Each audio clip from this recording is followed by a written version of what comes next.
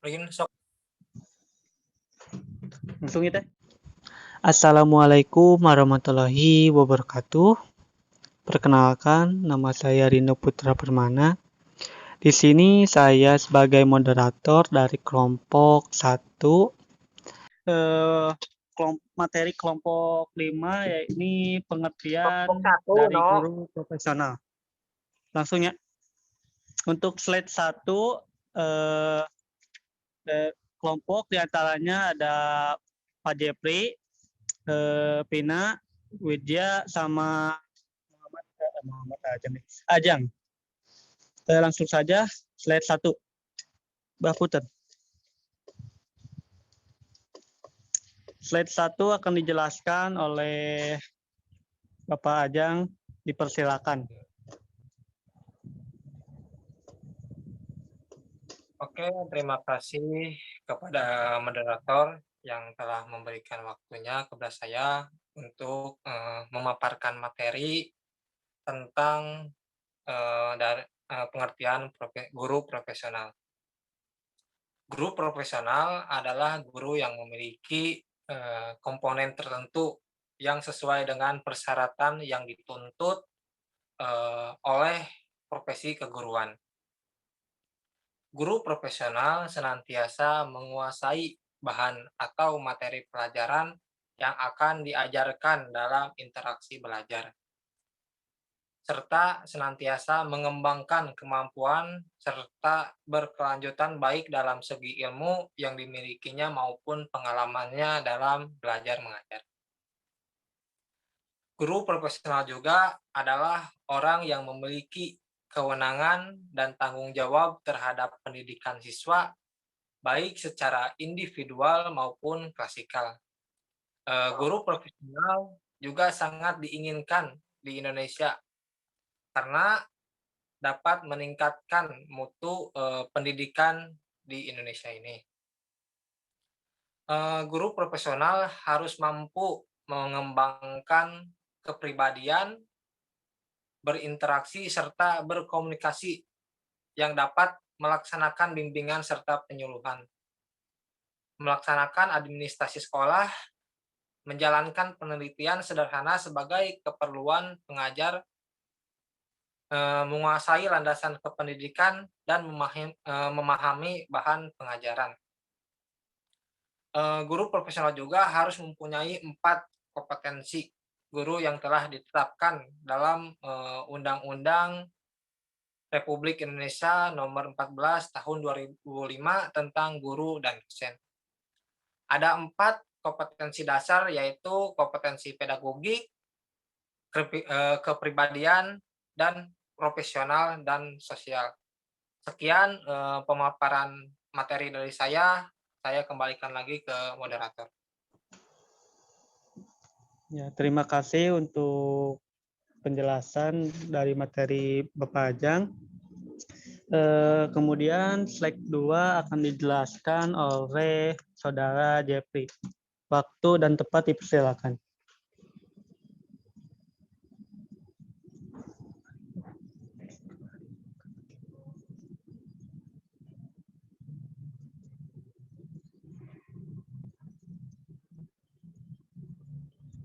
Saudara Jeffrey. Saudara Ante berhak. Ya. Ayah. Dipersilakan. Bismillahirrahmanirrahim. Assalamualaikum warahmatullahi wabarakatuh. Sebelumnya terima kasih kepada moderator yang telah memberikan saya kesempatan untuk memaparkan salah satu materi dari presentasi kali ini, yaitu kriteria guru profesional. Poin pertama yaitu menguasai iptek.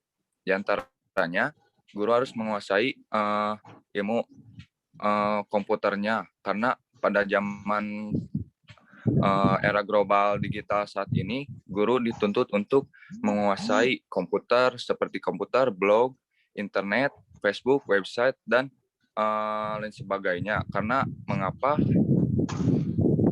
Apalagi pada era saat ini, guru sangat harus dituntut menguasai ilmu iptek, karena jika yang dilakukan oleh guru selalu tentang materi yang dipaparkan secara manual dan dijelaskan olehnya, maka siswa tersebut akan mengalami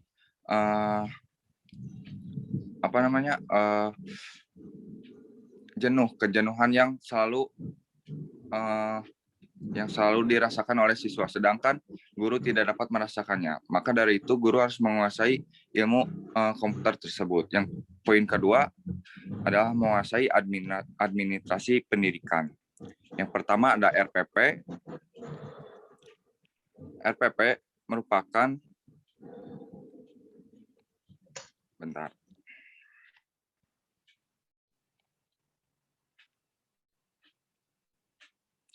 RPP merupakan rencana pelaksanaan pembelajaran. Menurut Permendikbud nomor 65 tahun 2013 tentang standar proses rencana pelaksanaan pembelajaran adalah rencana kegiatan pembelajaran tatap muka untuk satu pertemuan atau lebih. RPP juga dikembangkan dari silabus untuk mengarahkan kegiatan pembelajaran peserta didik dalam upaya mencapai kompetensi dasar tersebut. Yang kedua, ada silabus. Silabus adalah rencana pembelajaran pada suatu atau kelompok mata pelajaran tertentu yang mencangkup standar kompetensi dasar, materi pokok pembelajaran, kegiatan pembelajaran, indikator pencapaian kompetensi untuk penilaian alokasi waktu, dan sumber belajar. Itu menurut Kunandar pada tahun 2011. Yang selanjutnya ada kurikulum. Kurikulum adalah perangkat mata pelajaran dan program pendidikan yang diberikan oleh suatu lembaga penyelenggara pendidikan yang berisi rancangan pelajaran yang akan diberikan kepada peserta pelajaran dalam suatu periode jenjang pendidikan. Yang selanjutnya ada KKM. KKM merupakan kriteria ketuntasan maksimal. KKM memiliki prinsip penilaian pada kurikulum berbasis kompetensi yang menggunakan acuan kriteria, yakni menggunakan kriteria tertentu dalam menentukan kelulusan peserta didik. Fungsi KKM sebagai acuan bagi guru dapat menilai kompetensi siswa sesuai kompetensi dasar mata pelajaran, dan juga sebagai acuan bagi peserta didik atau siswa untuk menyiapkan diri mengikuti penilaian atau ujian mata pelajaran, guna mencapai nilai-nilai yang diharapkan pada KKM tersebut. Poin yang ketiga, ada digugu dan ditiru. Seperti yang kita ketahui juga, guru merupakan agen pelopor dalam menyampaikan materi. Tidak dapat dilihat dari cara penyampaiannya juga, guru juga harus mempunyai sikap yang dapat dicontoh oleh siswa tersebut. Ada 4 poin yang dapat saya sampaikan di sini. Yang pertama adalah akhlak dan budi pekerti yang luhur. Yang kedua, mampu memberikan contoh yang baik pada peserta didik. Yang ketiga, ramah kepada peserta didiknya. Yang keempat, dapat meyakinkan serta memotivasi peserta didiknya untuk semangat belajar. Yang keempat ada kualifikasi akademik. Poin pertama, memiliki gelar sarjana pendidikan minimal strata 1.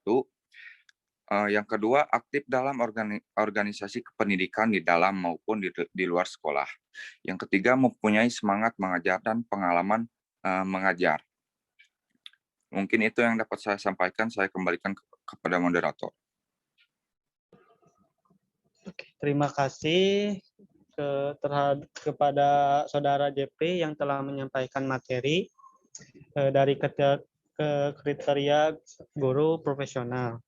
Nah, selanjutnya akan tentang hak dan kewajiban pendidik dan pendidikan akan dijelaskan.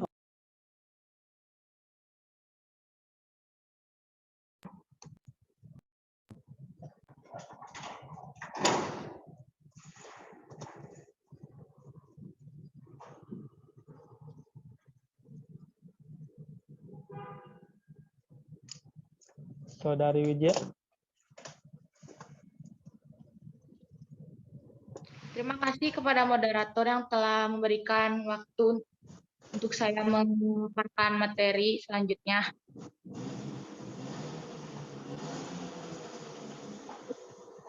Dan tenaga pendidik dan kependidikan. Adapun hak dan kewajibannya yaitu berhak mendapatkan penghasilan dan jaminan kesejahteraan sosial yang pantas dan memadai, berhak mendapatkan penghargaan sesuai dengan tugas dan prestasi kerja, terus berhak mendapatkan pembinaan karir sesuai dengan tuntutan pengembangan kualitas, berhak mendapatkan perlindungan hukum dan melaksanakan tugas dan hak atas hasil kekayaan intelektual, terus mendapatkan kesempatan untuk menggunakan sarana, prasarana, dan fasilitas pendidikan untuk menunjang kelancaran pelaksanaan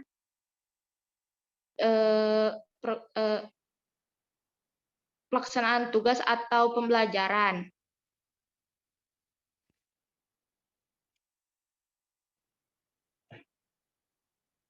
Mungkin segitu yang saya bisa sampaikan. Saya kembalikan lagi kepada moderator. Terima kasih kepada Saudari Widya yang telah menjelaskan tentang hak dan kewajiban pendidikan serta pendidikan. Untuk seterusnya, kewajiban dan tenaga pendidikan akan dijelaskan oleh saudara Jepri. Di waktu dan tempat dipersilakan. Ya, terima kasih kembali kepada moderator yang telah memberikan saya kesempatan kembali untuk memaparkan suatu materi ini. Materi selanjutnya adalah kewajiban tenaga pendidik dan kependidikan.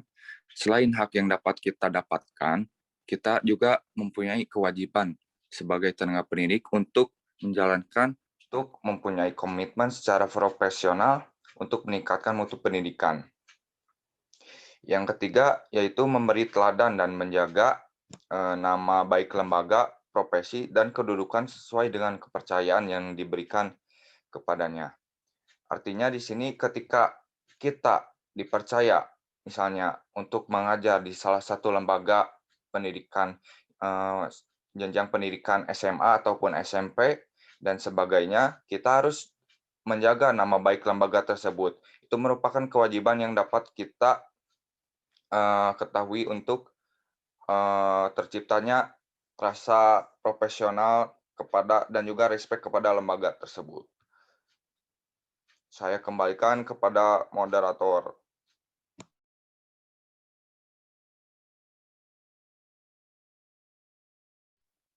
Rino, mana Rino?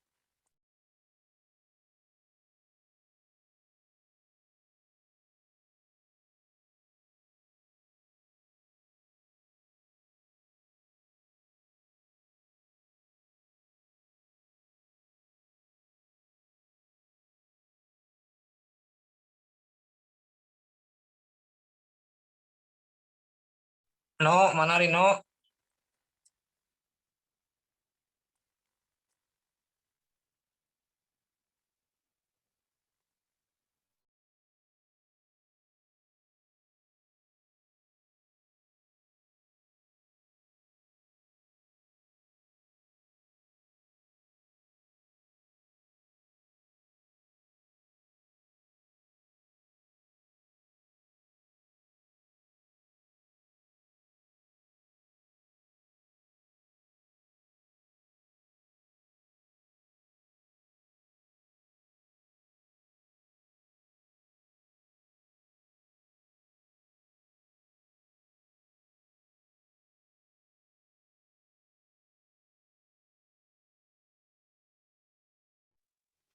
Tak aya Arino gening Ajang di dia.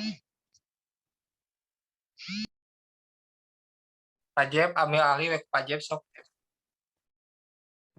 Materi selanjutnya akan dibacakan oleh Saudari Vina. Waktu tempat dipersilakan.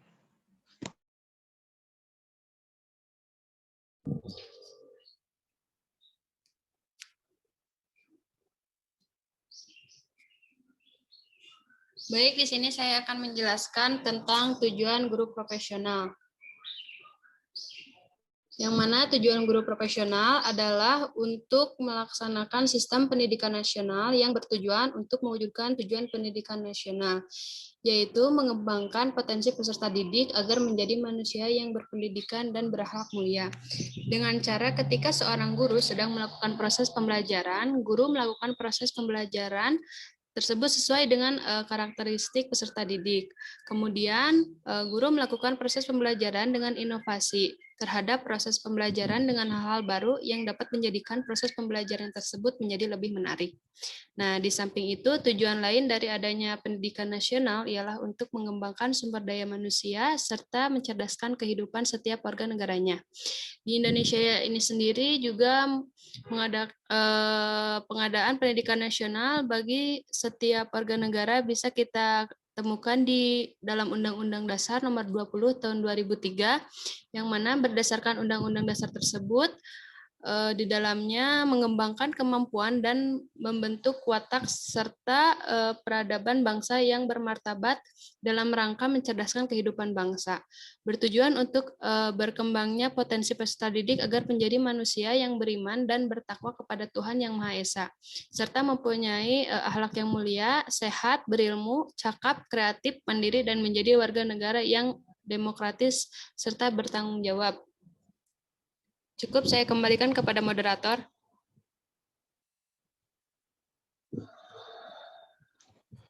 Baik, materi selanjutnya yaitu tentang kesimpulan. Guru profesional adalah seseorang yang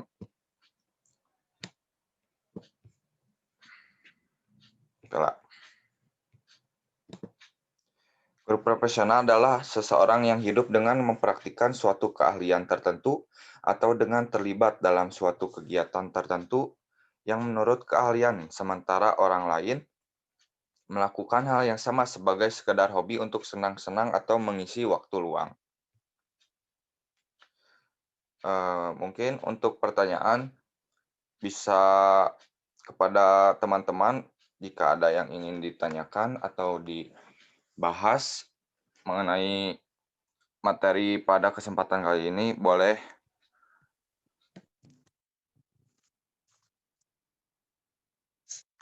Jeb, ingin bertanya. Boleh, silakan Saudara Sukma. Pertanyaannya, bagaimana pendapat kelompok Anda sebagai calon pendidik dalam mengajar pendidikan dengan cara lusuh teuing teu? Bisa bade ditulis? Jeb, lusuh teuing. Kalau nulis kan bagiannya moderator nggak sih, Sukma? Ya, sok-sok we, Sukma, iya. sok.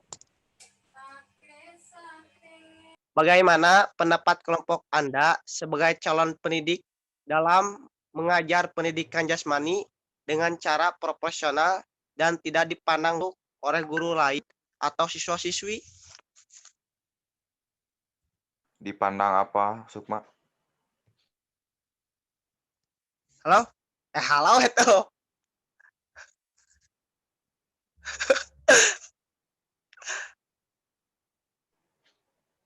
Dengan cara dipandang apa, Sukma?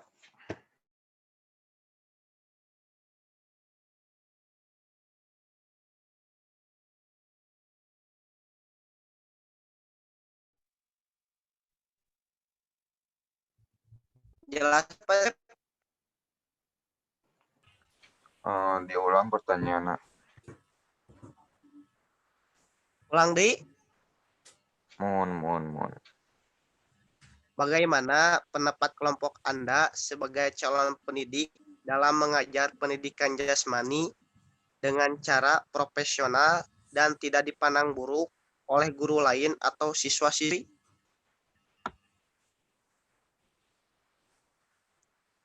Oke, siap. Ditampung dulu mungkin ya, Sukma. Untuk teman-teman yang lain Siap. yang ingin mengajukan pertanyaan atau mempertanyakan atau juga mendiskusikan, boleh.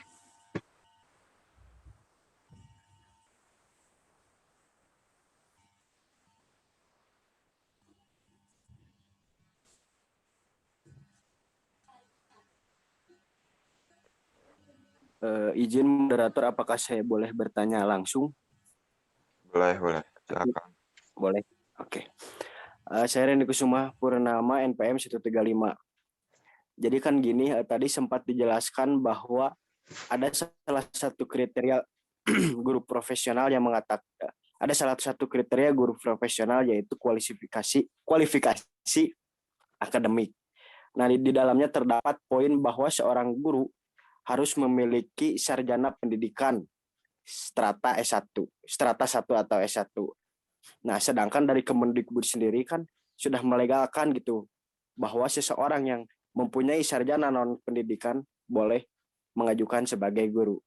Nah, yang ingin saya tanyakan adalah bagaimana sih menurut Anda akan seseorang yang mempunyai gelar sarjana S1 di luar kependidikan tetapi menjadi guru? Apakah wajar atau bagaimana pandangan dari kelompok Anda seperti apa? Terima kasih. Saya kembalikan kepada moderator. Pak Randy, inti pertanyaan naon meh ditulis. Jadi intinya bagaimana pandangan kelompok Anda mengenai seseorang yang mempunyai gelar sarjana S1 di luar kependidikan tetapi menjadi guru. Seperti itu. Jelas, Jang? Jelasnya diulang gue. Boleh untuk teman-teman yang lain jika ada yang ingin ditanyakan kembali.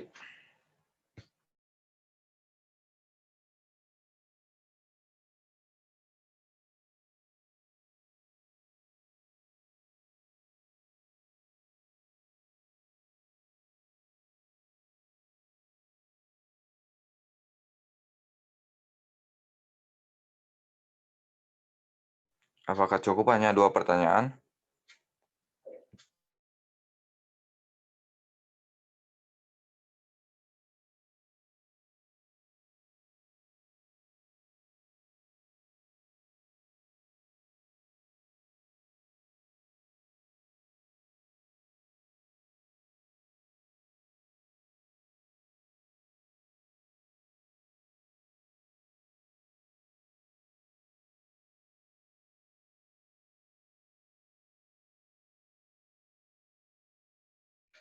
Ya, mungkin cukup.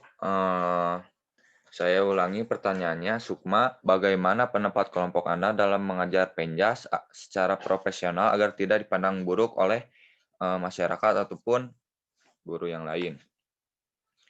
Pertanyaan yang kedua adalah, Randy, pendapat kelompok Anda tentang guru yang tidak memiliki gelar S1 tetapi bisa dapat mengajar. Boleh kepada teman-teman kelompok 1, jika ada yang ingin menjawab.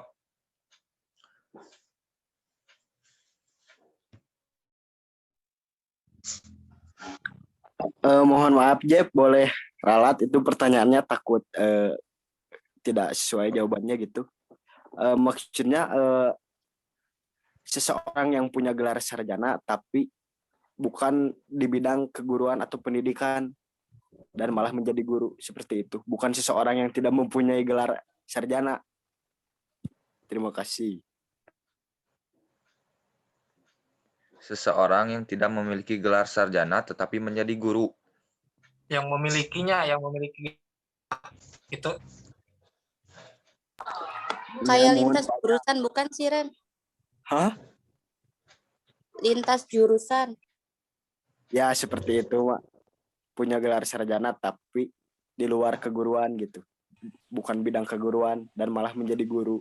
Seperti anak teknik jadi gurunya wajib Ren. Mohon para Mak.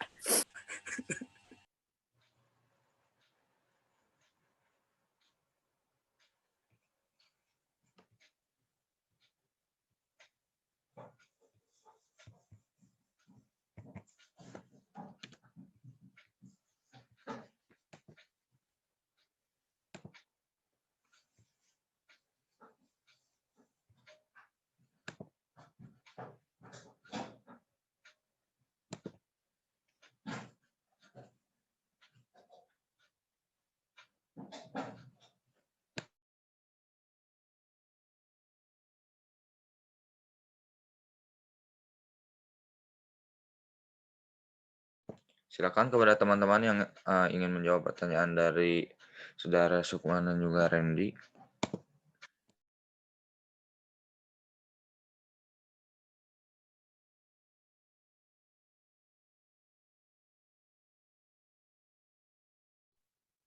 Izin menjawabnya, Pak Jepri, pertanyaan dari Pak Randy. Boleh, silakan dijawab. Tadi itu itu nama lintas jurusannya, Pak Randy. Iya, Pak Jang. Menurut saya mah asalkan seseorang itu memenuhi kriteria apa yang akan dia ajar atau dipaparkan dalam pasal 8, maka ia boleh menjadi seorang guru. Banyak diantaranya mata pelajaran yang memakai jasa seorang guru yang bukan berlatar belakang dari keguruan. Terutama mata pelajaran seperti pendidikan jasmani, seorang yang bukan dari pendidikan jasmani atau keguruan bisa mengajar pendidikan jasmani. Jadi mungkin dia itu punya karakteristik seperti atlet ataupun seperti punya sertifikasi lah gitu. Itu aja mungkin Pak Randy. Ada yang mau ditambahkan? Izin menambahkan, saya dari pertanyaan dan juga jawaban dari Ajang Indra, mungkin yang dimaksud oleh Ajang adalah boleh saja di luar sarjana pendidikan boleh mengajar mengambil profesi sebagai guru, asalkan di sini memenuhi kriteria yang dapat dipenuhi oleh instansi atau lembaga yang dituntut kepada calon pendidik yang di luar dari di luar dari sarjana pendidikan tersebut. Karena mungkin yang kita ketahui juga mata kuliah yang ada di pendidikan jasmani ataupun jika dilihat ya, ada juga mata kuliah tentang yang mempelajari tentang seperti ilmu faal, kan itu berhubungan dengan kesehatan juga ya. Bisa juga misalkan sarjana kesehatan bisa melamar sebagai guru untuk mempelajari tentang struktur tubuh yang digunakan oleh para atlet, misalkan seperti itu.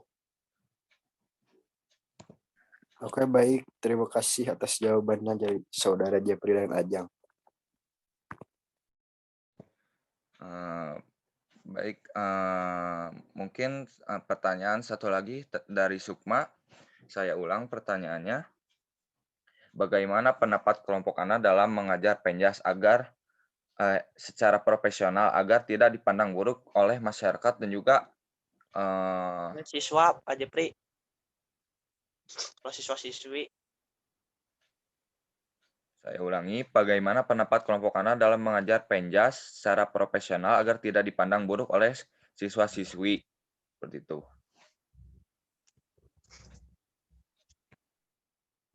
Boleh kepada teman-teman kelompok 1 untuk menjawabnya.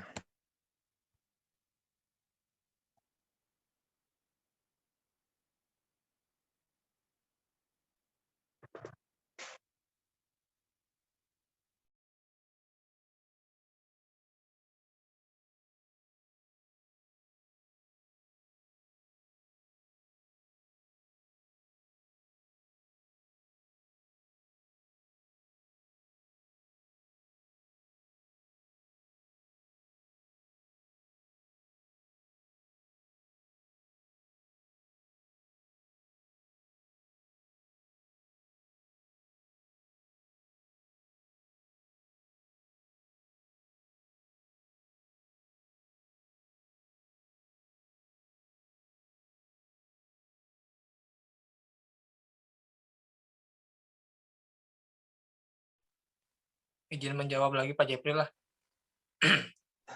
Pertanyaan dari Sukma ya.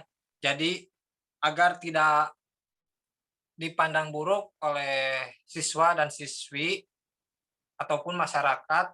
Jadi kita harus memiliki beberapa kriteria ataupun memiliki sifat agar siswa dan siswi tidak memandang sebelah mata guru pendidikan jasmani. Yang pertama itu memiliki akhlak dan budi pekerti yang luhur, sehingga dapat memberikan contoh yang baik kepada anak didik ataupun masyarakat luas. Kedua, memiliki kemampuan untuk mendidik dan mengajar anak didik dengan baik. Jadi kita harus mencontohkan yang baik agar si siswa dan guru yang lain itu respect lah gitu. Yang ketiga, mempunyai kualifikasi akademik dan latar belakang pendidikan yang sesuai bidang tugasnya. Itu mungkin jawaban dari saya. Bila ada yang mau menambahkan, silakan. Baik, bagaimana Saudara Sukma? Ya, dapat dimengerti. Pak Jang. Ya mungkin untuk presentasi kali ini dapat dicukupkan sekian. Kami dari kelompok 1 pamit undur diri. Mohon maaf apabila banyak kesalahan dan juga kekurangan dalam penyampaian materi. Wabillahi taufiq wal hidayah. Wassalamualaikum warahmatullahi wabarakatuh. Waalaikumsalam warahmatullahi wabarakatuh.